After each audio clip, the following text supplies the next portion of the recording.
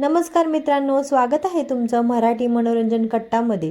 जर तुम्ही अजूनही आपल्या चॅनलला सबस्क्राईब केलं नसेल तर आत्ता सबस्क्राईब करून बेल आयकॉन नक्की दाबा, कारण रोज तारिणी मालिकेचा सविस्तर रिव्ह्यू, प्रत्येक महत्त्वाचा डायलॉग आणि एकही सीन न चुकवता तुम्हाला इथेच पाहायला मिळतो। त्यामुळे हा व्हिडिओ शेवटपर्यंत नक्की बघा, कारण शेवटी असा ट्विस्ट आहे जो पुढच्या भागाची उत्सुकता प्रचंड वाढवणार आहे। चला तर मग पाहूया आजच्या तारिणीच्या भागात नेमकं काय घडलं। आजच्या भागाची सुरुवात होते एका भावनिक आणि रागाने भरलेल्या प्रसंगाने। तारिणी अजूनही आईच्या आठवणीत असते। डोक्यात फक्त गुलाबचा विचार असतो, कारण थोड्याच वेळात गुलाबची कस्टडी CBIकडे जाणार ह्या विचाराने ती संतापलेली असते आणि त्याच रागाने ती समोर ठेवलेल्या गुलाबच्या फोटोला जोरात पिन मारत असते। तिच्या मनातला सगळा राग ती बाहेर पाडत असते। हे पाहून केदार शांतपणे तिच्या जवळ येतो आणि म्हणतो, तुझ्या मनातला जितका राग आहे तो सगळा राग त्याच्यावर काढ। तेव्हा तारिणीचा बांध फुटतो।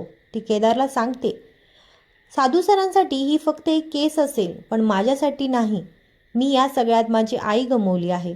आईशिवाय मोठं होणं काय असतं ते मी जगलं आहे, कारण इतक्या वर्षापासून मी या क्षणाची वाट बघत होते। ते आता माझ्या हातातून निघून चाललंय। हे पाहून ती खूप संतापलेली असते। हा प्रसंग खूपच भावनिक दाखवण्यात आला। यानंतर सीन जातो खांडेकरांच्या घरी। दयानंद खांडेकरांची तब्येत बिघडलेली असते। कौशिकी लगेच डॉक्टर कामतला फोन करते आणि विनंती करते की त्यांनी घरी येऊन दयानंद काकांची तपासणी करावी। डॉक्टर ही लगेच तयार होतात आणि म्हणतात, दयानंद फक्त तुमचे काका नाहीत, ते माझे मित्रही आहेत। तुम्ही सगळे माझ्या कुटुंबासारखे आहात। हे सगळं चेतना काकू ऐकत असतात। त्या केदारला फोन करून बोलवायचे ठरवतात। यानंतर सीन थेट दयानंदच्या खोलीत जातो। पद्मिनी आणि युवराज त्याच्या जवळ उभे असतात, पण दयानंद युवराजला पाहताच नाराज होतात। ते स्पष्ट सांगतात की त्याचं काळजीचं नाटक त्यांना नको आहे। पद्मिनी लगेच युवराजची बाजू घेते। ती म्हणते, तो तुमचा मुलगा आहे, तुमची काळजी म्हणून आला आहे। पण दयानंद काही ऐकून घेत नाही। यावर पद्मिनीचा राग अनावर होतो। ती केदारवर टोमणा मारत म्हणते, जसं कौशिकीने ऑफिसमधून युवराजला बाहेर काढलं, तसंच तुम्ही त्याला घरातून आणि इस्टेटीमधून बाहेर काढा, मग तोही केदारसारखा वडिलांचं नाव न लावता राहील। हा डायलॉग ऐकून वातावरण आणखी तापतं। पद्मिनी पुढे म्हणते, युवराज तरी तुम्हाला भेटायला आला, पण केदार आणि तारिणी अजूनसुद्धा आलेले नाहीत। इतक्यात डॉक्टर कामत येतात आणि दयानंदची तपासणी सुरू करतात। कौशिकी पद्मिनीला समजवण्याचा प्रयत्न करते, पण ती अजिबात शांत होत नाही। उलटं दयानंद समोर ओरडत राहते। शेवटी कौशिकी मोठ्या आवाजात म्हणते, काकू प्लीज, त्यांची तब्येत बिघडते आहे, तुम्ही बाहेर जा। पद्मिनी उत्तर देते, माझ्या नवऱ्याची काळजी मला तुझ्यापेक्षा जास्त आहे। शेवटी डॉक्टर कामत दोघांनाही बाहेर जाण्यास सांगतात। यानंतर हॉलमध्ये पुन्हा पद्मिनी आणि निशी दोघी मिळून केदार आणि तारिणीबद्दल बोलत असतात। इतक्यात केदार आणि तारिणी घरी येतात। निशी त्यांना दारातच अडवते। ती म्हणते, आत जाण्याची हिंमत करू नका, एवढा वेळ बाहेर मजा करत होता, आता कशाला आलात?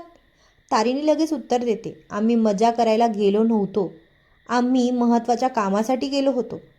पद्मिनीसुद्धा त्यांना थांबवण्याचा प्रयत्न करते, पण तारिणी ठाम आवाजात म्हणते, तुम्ही आम्हाला थांबवू शकत नाही। केदार दयानंद खांडेकरांचा मुलगा आहे। हे ऐकून निशी चिडते। ती म्हणते, माझ्या सासूशी अशा आवाजात बोलू नकोस। तारिणी ही मागे हटत नाही। ती म्हणते, मोठ्या सुनेशी आणि मोठ्या बहिणीशी कसं बोलायचं हे कोणी शिकवलं नाही का? तेवढ्यात केदारही ठामपणे बोलतो, या घराची ती मोठी सून आहे। आणि पुढे म्हणतो, एवढी वर्ष मी बाबांपासून दूर होतो, पण आता मला त्यांच्यापासून कोणीही दूर करू शकत नाही। हे बोलून दोघेही दयानंदच्या खोलीत जातात। केदार बाबांना पाहताच भावूक होतो। तो विचारतो, बाबा काय झालं, आता बरं वाटतंय ना? कौशिकी सांगते की त्यांना फक्त पॅनिक अटॅक आला होता। डॉक्टर म्हणतात की एक इंजेक्शन द्यावं लागेल आणि त्यांची नीट काळजी घ्यावी लागेल। तेव्हा तारिणी पुढे येऊन म्हणते, त्यांची काळजी मी घेईन। पण पद्मिनी तिथेच टोमणा मारल्याशिवाय राहत नाही। ती म्हणते, हो, जबाबदारी घ्यायची खूप हौस आहे ना, मग यावेळी पूर्ण जबाबदारी घे। केदार शांतपणे उत्तर देतो, मी आधी आईला गमावलं आहे, आता बाबांना गमवू शकत नाही. थोड्या वेळाने दयानंद खांडेकरांना शुद्ध येते. केदार त्यांचा हात हातात घेतो आणि म्हणतो, बाबा मी इथेच आहे, मला माफ करा. तुम्हाला माझी गरज असताना मी इथे नव्हतो. दयानंद खांडेकर त्याला धीर देतात. ते म्हणतात, अरे मला काहीही झालेलं नाही. वय झालं आहे, वय झाल्यावर असं होतं.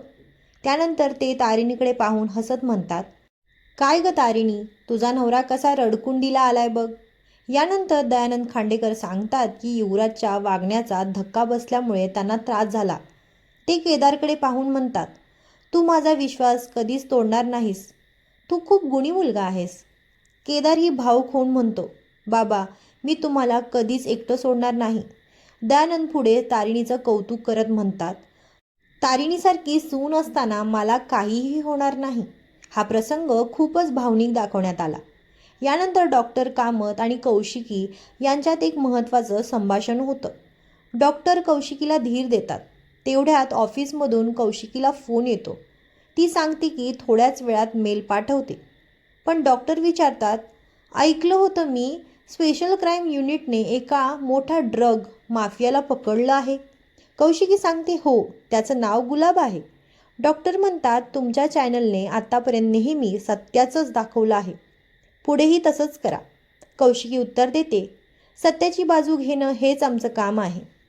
डॉक्टर तिच्या वडिलांचंही कौतुक करतात आणि म्हणतात की तेही हाडाचे पत्रकार होते. मात्र त्यानंतर डॉक्टर अचानक विचारतात, हा गुलाब त्याने अजून तोंड उघडलं का? कोणाचं नाव घेतलं का?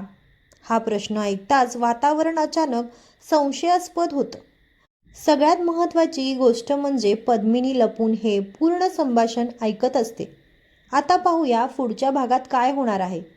डॉक्टरांनी दयानंदला नेमकं 4 वाजता इंजेक्शन द्यायला सांगितलेलं असतं. पण त्याचवेळी केदार आणि तारिणीला ऑफिसमधून फोन येतो की 4 वाजताच गुलाबला CBIच्या ताब्यात द्यायचं आहे. दुसरीकडे पद्मिनी आणि युवराज दोघेही योजना आखताना दिसतात. ते म्हणतात, हे दोघं कधी चूक करतात तेच पाहायचं. आणि शेवटी सर्वात महत्त्वाचा ट्विस्ट, तारिणी, केदार आणि त्यांची टीम गुलाबला CBIकडे सोपवत असतात. गुलाब अचानक हसतो आणि म्हणतो, तुम्हाला वाटत असेल या सगळ्यामागे फक्त मीच आहे, पण तो तुमचा मोठा गैरसमज आहे. माझ्यापेक्षाही एक मोठा माणूस अजून बाहेर मोकळा फिरतोय. हे ऐकता तारिणी त्याला विचारते, कोण आहे तो? त्याचं नाव सांग. आणि नेमकं इथेच आजचा भाग संपतो. मित्रांनो, तुम्हाला काय वाटतं? गुलाब ज्या मोठ्या माणसाबद्दल बोलतोय तो नेमका कोण असेल? तुमचा अंदाज कमेंटमध्ये नक्की सांगा. व्हिडिओ आवडला असेल तर लाईक करा आणि मराठी मनोरंजन कट्टाला सबस्क्राईब करायला अजिबात विसरू नका. आपण भेटू पुढच्या भन्नाट रिव्ह्यूमध्ये. धन्यवाद.